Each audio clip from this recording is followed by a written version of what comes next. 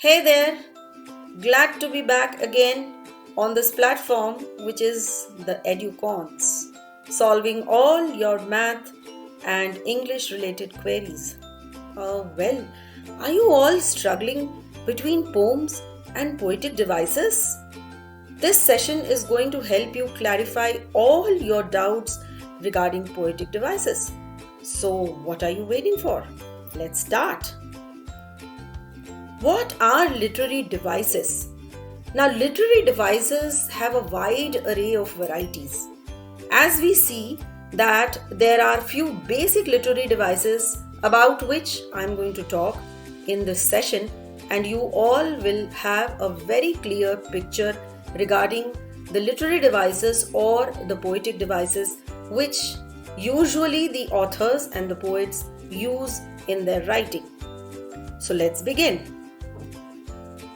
As you can see, the first poetic device or literary device is a simile. A simile is a comparative device through which a single thing is compared to some other thing.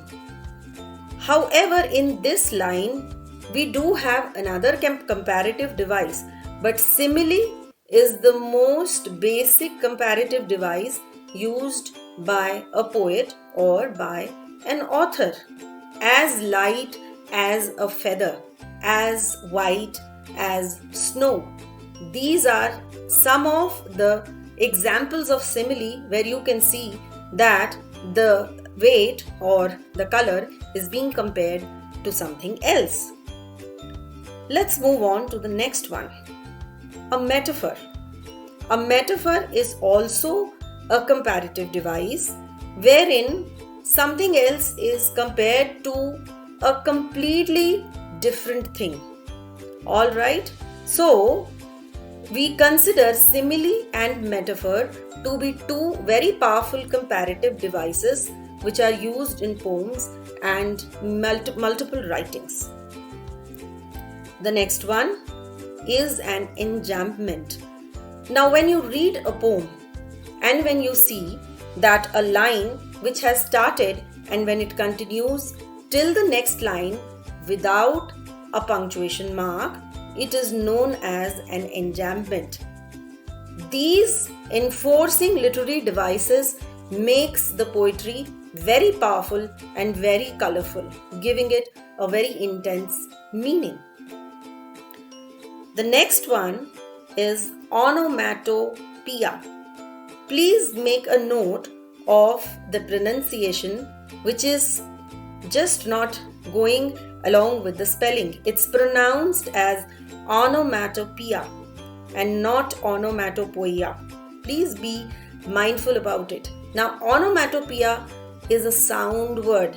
Clash, ringing, jingling, thud, all these are sound words which are employed to make the poetry colorful and to give it a better effect. The next one coming up is an alliteration, which is my favorite. We have often heard about tongue twisters. Betty bought butter, but the butter was bitter, so Betty bought better butter to make the bitter butter better. Well, the emphasis was on a consonant sound, b, b.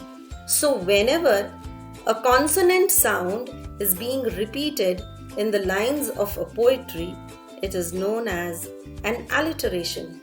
An alliteration creates a very good impact and emphasis on a poetry.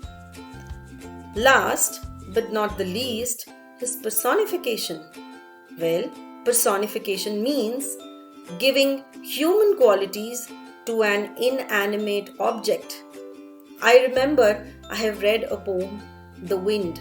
The wind has been personified by the poet Robert Frost, and the wind has been given the quality of strength, brain, and power. So, this is how the inanimate objects are given human qualities.